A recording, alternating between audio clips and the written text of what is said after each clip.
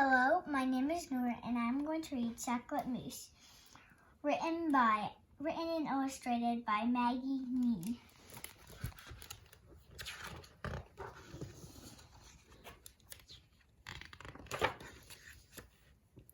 Mousse loved chocolate, so one sunny day he set out for the village bakery to buy himself a chocolate cake. In the bakery window, along with some delicious cakes, there was a job advertisement which read, "Wanted, one mouse to work 2 hours a day." "Wanted, one moose," he read. "I could have as many chocolate cakes as I like if I worked here." Swish, squabble, squeak, Moose squeezed himself through the door.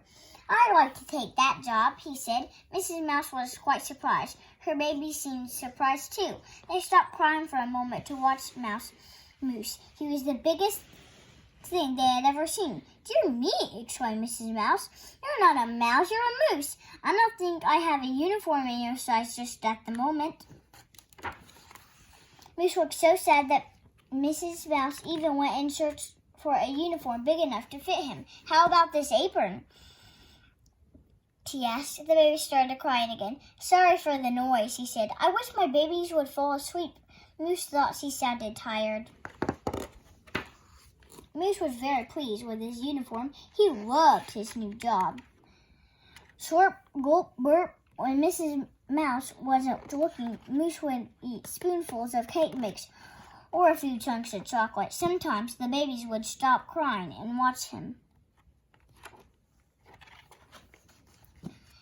They were so cute. Moose offered the baby some chocolate. "The babies need some lunch before they have any chocolate," said Mrs. Mouse.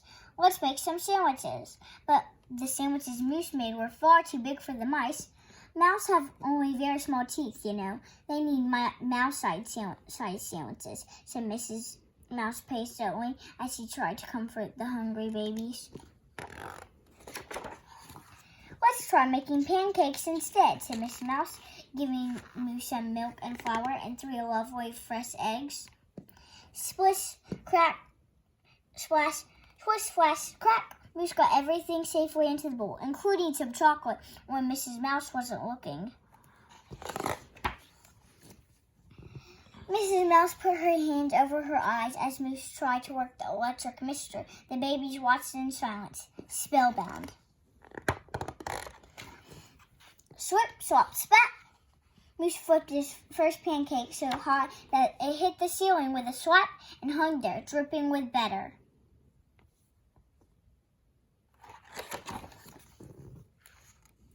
The pancake then unfastened itself from the ceiling. Plop! The baby mice started to giggle. Moose peeled off the pancake off Mrs. Mouse quickly as he could and threw it in the garbage. But he couldn't carry all of it. The babies happily picked up some of the pancake bits and lumps of chocolate and munched away. Wham! Lee swam! On his way back, Moose slipped and slid across the floor on his bottom, landing with a crash against the sideboard where all the best china was kept. When the noise of the smashing cups and plates quieted, Moose stood up. He was covered in dust and ribbons of pancake. All over the kitchen were broken cups, bits of pancake, crushed crumbs, and eggshells. Moose picked up a broom and tried to tidy up the mess. Skitter, scatter, clatter. Moose had almost finished sweeping when he had tripped and knocked a tray of chocolate chip cookies off the shelf with his broom. The babies couldn't believe their luck. Poor Moose, he had tried so hard, but everything just seemed to go wrong. "Maybe I'm not the best moose for this job," he said. "To be honest, I only applied because I love chocolate." A tear ran down his cheek. "Oh my, a chocolate mousse, that's always special," said Miss Mouse. And then she had an idea. "I think I can find a place for you here." Cuddle, nuzzle, snuggle. Mrs. Mouse put the babies in Moose's arms, and where they fell fast asleep.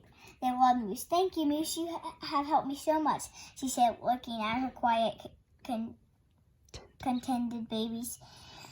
Every day after that, Mrs. Mouse served the customers, and Chocolate Mousse took care of the babies. and every now and then, Mrs. Mouse would bring Moose a treat from the bakery, sometimes something very chocolatey.